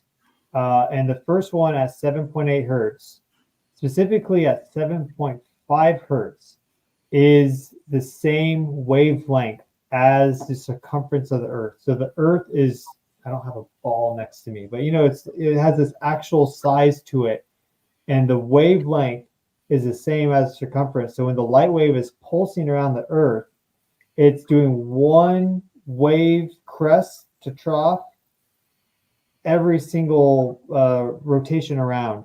And what's interesting about that too is that the speed of light it's a little bit different. It has the same wavelength, but light actually is able to travel around the planet about 8 times a second, and that matches perfectly with that harmonic. So it's kind of this interesting synergy. But the other Schumann resonances, those are the higher modes. That would be like the geophysics term, and the musical term be like, the other notes of the chord, or the harmonics. And what's interesting is that they did the initial research paper that came out by Winfried Otto Schumann back in the 50s.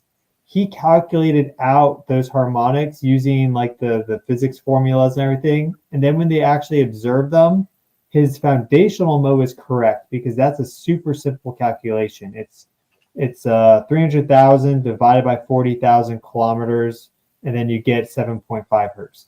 But the harmonics that he calculated were wrong. And so the natural Earth harmonics are slightly off. They're slightly different from the theoretical basis. Those are electromagnetic harmonics at the lower frequency, but you also have these harmonics in many different ways. You have, for example, like the near Earth environment, you have different plasma resonances. These are called ion cyclotron resonant frequencies.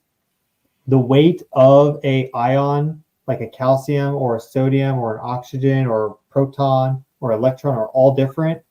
And so they will have different vibrations that they resonate at preferentially, depending on the strength of the magnetic field they're in, Earth's magnetic field, and then also depending on the strength of the pulsed magnetic fields or the pulsed electric fields that exist. And so those can change and vary under those situations. But there's all these electromagnetic resonances that exist both in like near Earth environment, within our environment, within our bodies. The ion cyclotron resonance effect, where these waves can trigger and energize ions, exist up in space, our atmosphere, and also internally. In Schumann resonances, these natural electromagnetic harmonics are what provide the energy for a lot of these base biologic reactions to occur that aren't being driven by like ATP. Like that's a big energy reaction that like our brain and parts of our body run on. But what's causing that one ion to move from there to there? Like that's not ATP. That's just the magnetic field stimulating the ion to move, because charges move in magnetic fields. So like water taking up most of the body, these magnetic fields, it seems, actually are driving probably the majority of the biologic processes on our body that are too small to measure.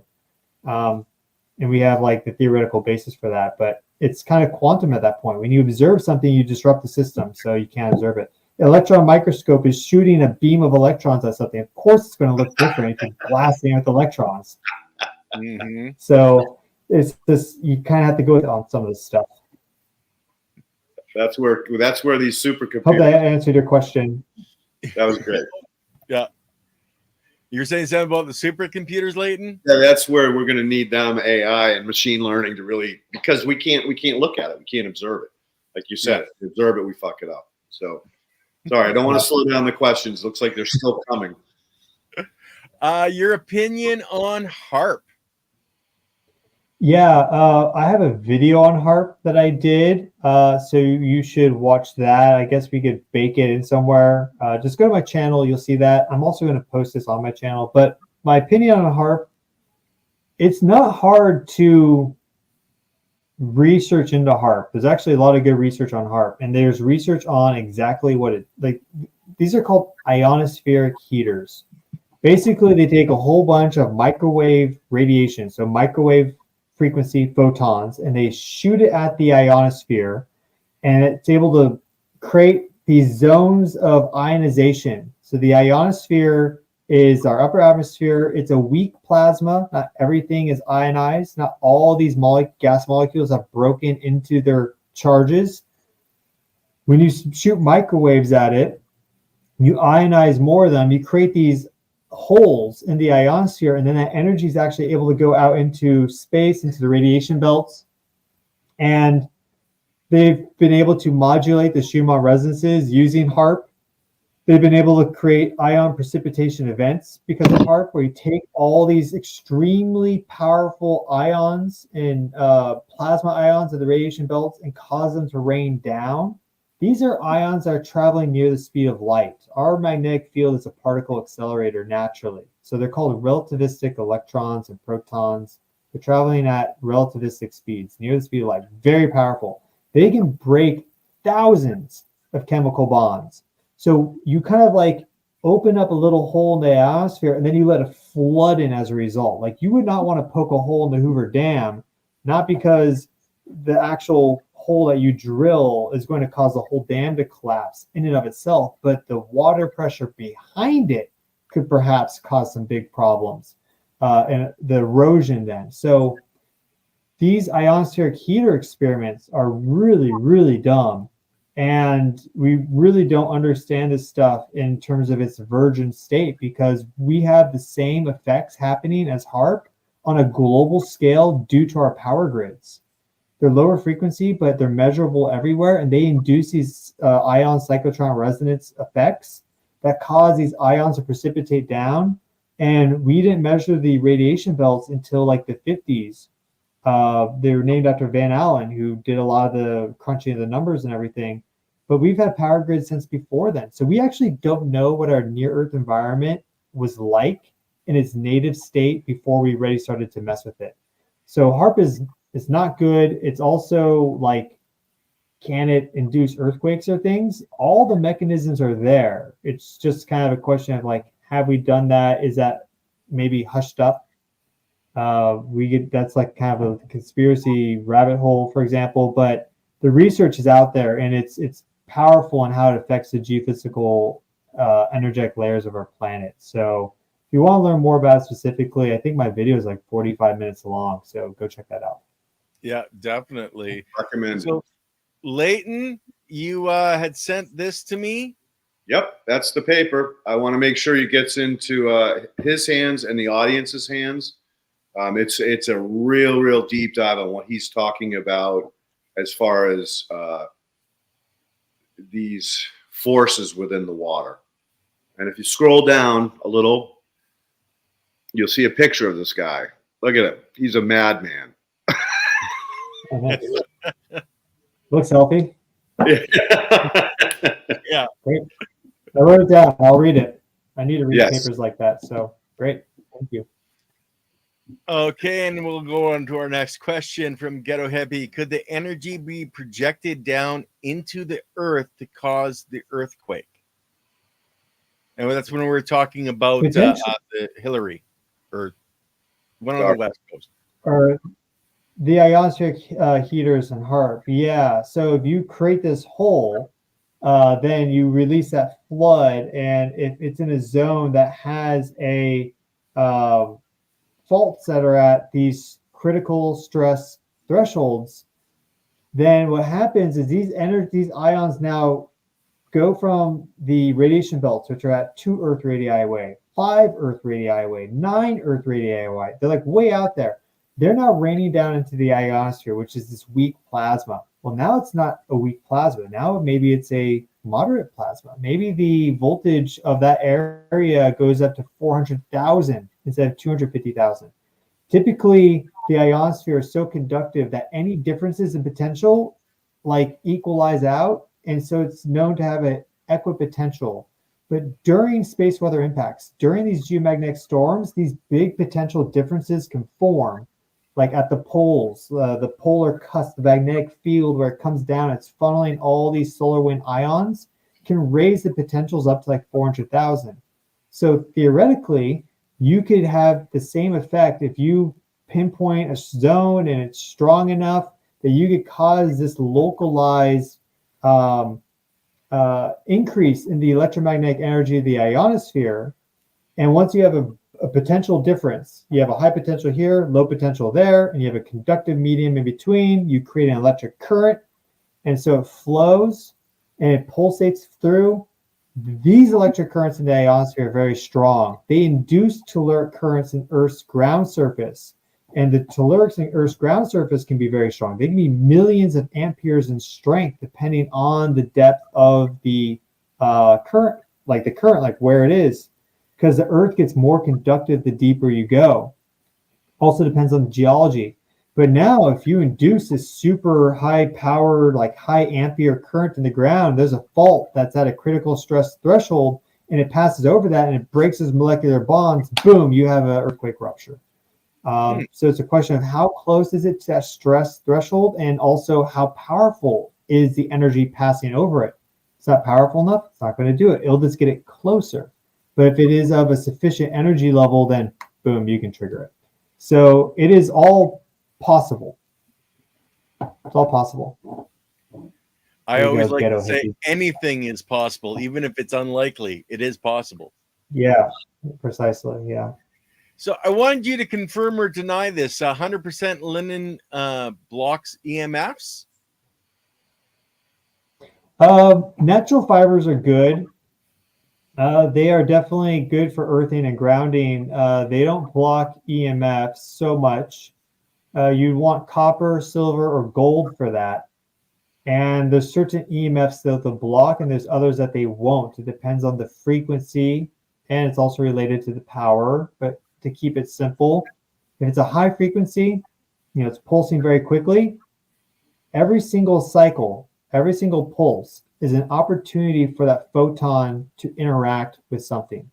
For example, electrons. And so when electrons also vibrate. So when electrons vibrating, or it's like in its electron cloud, or it's a standing wave, it's just a probability. We can get crazy with the quantum mechanics, right? But what happens that some photons will reach the same vibration as electron, and then they'll get absorbed into electron. The electron will jump up to a higher energy state, a new level of awareness and existence and consciousness or something, right? So these photons, the higher frequency are, the more likely they will interact with matter and be absorbed into it. then perhaps be released at a later time. Low frequency, like Schumann resonance photons, they don't interact that much. That's why they're measured globally. So they're pulsing, 8 times a second, 20 times a second. They do get absorbed slowly, but not that often. So a high frequency wave like Wi-Fi or cell signal, which is in the gigahertz range, megahertz range, it will be absorbed readily into anything that's metal, aluminum foil, copper, silver, gold. Whereas a Schumann wave, for the most part, is like, okay, whatever, it just passes right through it because it's such a low frequency, it doesn't immediately get caught in it. You need like thick shielding to get those ones. So these types of EMF blocking sheets, copper being the most effective, where it's continuous surface, will get all the Wi-Fi and cell signals, but it's not going to get your power grid for your home. It won't get that 60 hertz energy, which has been linked in kids to leukemia. It's been linked to some cancers and stuff. So it gets complicated, but natural fibers are great. What you can do is you can take a copper sheet and you could sew linen on each side of it. And so it'll still be nice and nice to use on the bed or whatever, but the copper will absorb all that Wi-Fi electrosmog, all that cellular smog, smart meters, whatever. Mm-hmm. It'll absorb all that very quickly. And I actually have a video on how to create a do-it-yourself copper sheet, so you can find that on my channel. But yeah, it's not going to block EMF so much, but in conjunction with the right technology like copper, then it's great. And yeah, I recommend conductive sheets, not these plastic ones, polyester, all that stuff is that. Okay. Hope that helped. Oh yeah, definitely. Because like I wasn't sure, so I wanted you to sound off on it to make sure that we had the right information. So the next one is, aren't waves and particle behavior contingent upon observation?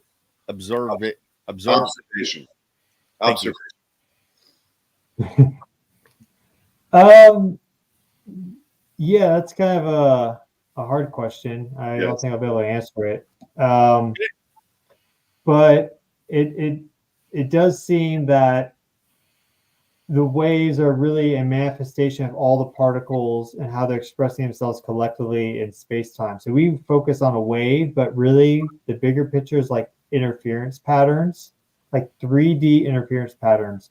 So it wouldn't just be the waves on the surface of the pool, it'd be all the different flows and currents underneath the water too.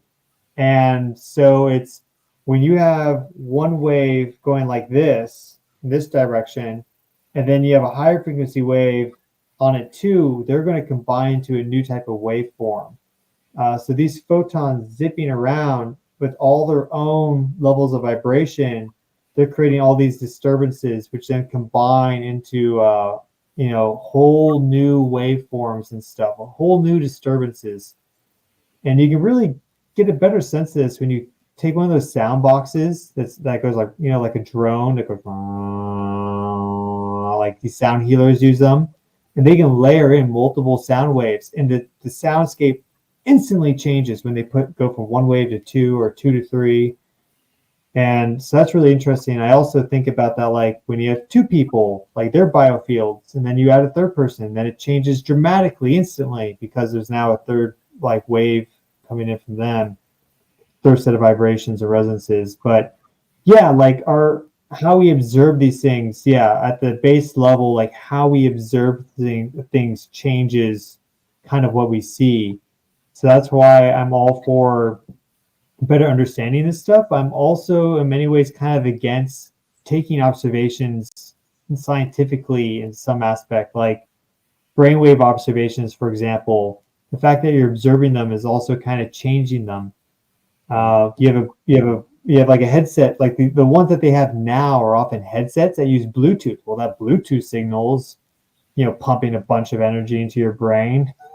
You want the old school EEG where it all then goes through wires to a hardware unit over there. That's the best way to do that. So yeah, this like observer and like what's the actual quantum state. That's almost like a um,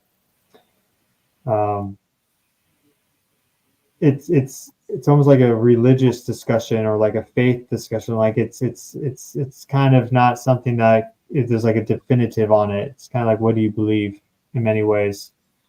Quantum Well, I think science is not Leighton had a similar kind of experience Thursdays at the lab, and the people observing in the microscope the next day weren't seeing the same thing that Leighton would see because he was in a different mindset, a different energy.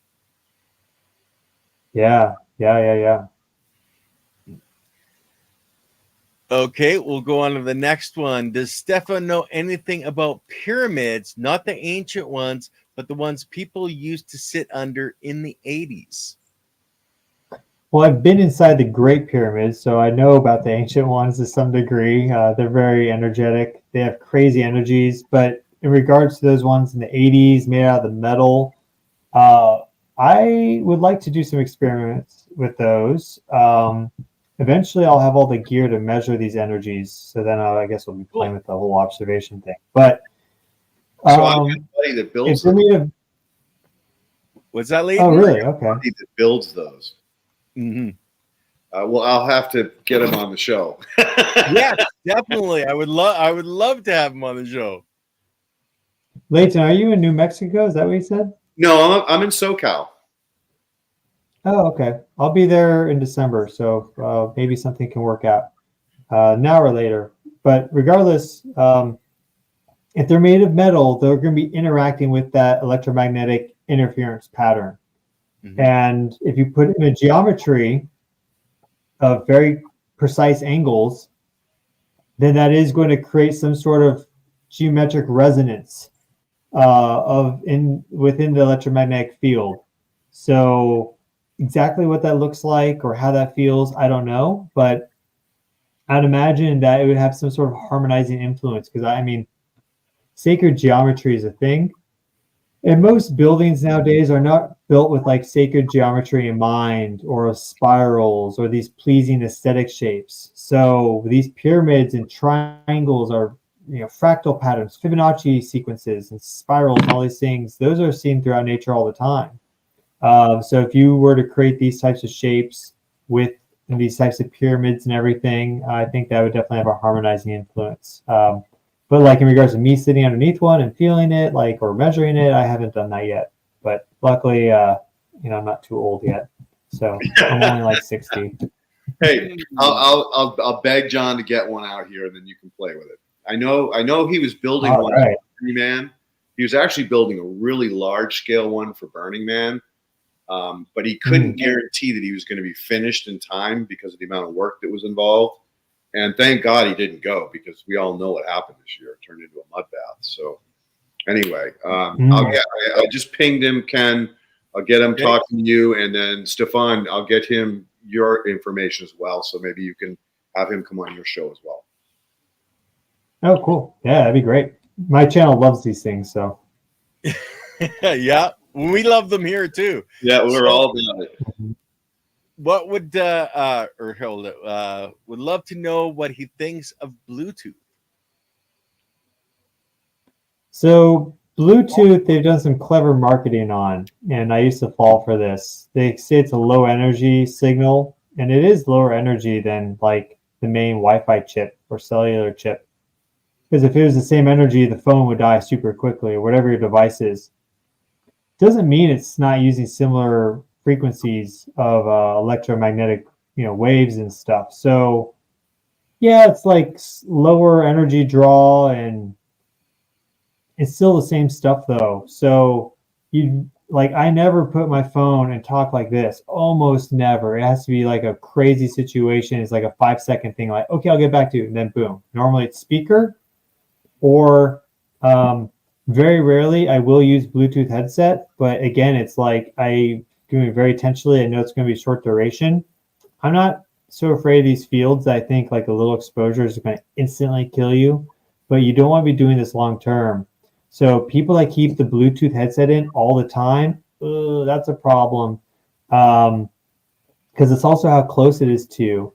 or I mentioned the brain measuring. They're starting to come out with these brainwave monitoring devices that goes across the frontal lobe, and they use Bluetooth then speak to your phone, and the Bluetooth signal is going there. It's also going this way and like this way because they're not directing the signal. It just spreads out unilaterally. So and then like your watch. If you have an Apple Watch, for example, that's using Bluetooth to communicate. It also has Wi-Fi chips. Now you have like a little one of these things on you at all times, and it gets there's too much of this stuff, and it's going to be a real problem when people start strapping things onto their face. So in like small doses with mindfulness and intention, I don't think we should be afraid of these things. Like I work at a laptop. I wish I didn't work at it so much. Eventually I'll work at it less. But yeah, we should be very mindful that these things do affect us. Okay. Bluetooth is not like just, pure and clean. It's the same thing. Yeah, exactly. It's all frequency, energy, and vibration, as Nikola Tesla pointed out. But anyway, it's not 2 questions. We just got a year is too long. And the other one, we need to have this madman on as a guest, Ken. I think he's talking about Bali. Oh, okay. Well, we need to have Stefan back on a lot sooner than 6 months to a year. The conversation absolutely fascinating. Like we didn't get into 5G. Yeah, we didn't get into 5G. We didn't get into more of the sound healing aspects. We had to plow through it because we could have, like I said, spent 4 hours on it. So, Stefan, stay in touch with Ken. In a couple months, whatever works for you. Let's get you back on, and we'll revisit some of these topics that we stroked with a broad brush, and maybe suss out a little bit more of the colors. Because I really appreciate the work you're doing. It's amazing. This kind of work is helping to move humanity forward in a positive way, not fucking handcuff us with bullshit. So kudos to you for doing the hard work, my friend. Thank you much, and same to you both for your contributions and better understanding of our natural systems. I mean, I'm very much into like just harmonizing with Mother Earth. I learned all this science so I can better understand just these natural things that we used to take for granted. Or maybe we didn't take for granted, but we just didn't have that type of specific knowledge on them. We just understood them differently. And for a future talk, I would really like to dive into tellurics because these are those electric currents in the surface. And trees and their roots go super far down. So they pull up those telluric currents, and then that creates magnetic fields that they radiate out. So these are these bioauras that trees and forests emit that are so harmonizing and feel so good when you're like nature bathing or in the forest. And I am writing about that. It'd be good to talk about that and share that with your audience a little bit more in terms of that, like, clear physics understanding. Because it's pretty basic physics principles that they figured out like back in the 1800s that explain all these like woo-woo things. But people that are in the spiritual crowd just don't sometimes have the right words to reach the right audience, like the larger audience. I speak both languages though, so I walk between worlds. I'm a psychopomp in some ways. So I think you found your tribe, bro. God bless. I love it. Okay, well, Stefan, stay on so I can link you up with Leighton. We're going to end the broadcast, guys. Thank you, everybody, for coming. Don't forget to like and subscribe, and don't forget to go over to Stefan's website and his YouTube channel. He's got some absolutely amazing content over there, guys. And Thanks, with that, everybody. And Ken, thank you as always for hosting and all the behind-the-scenes work. Yeah. Much love. You bet.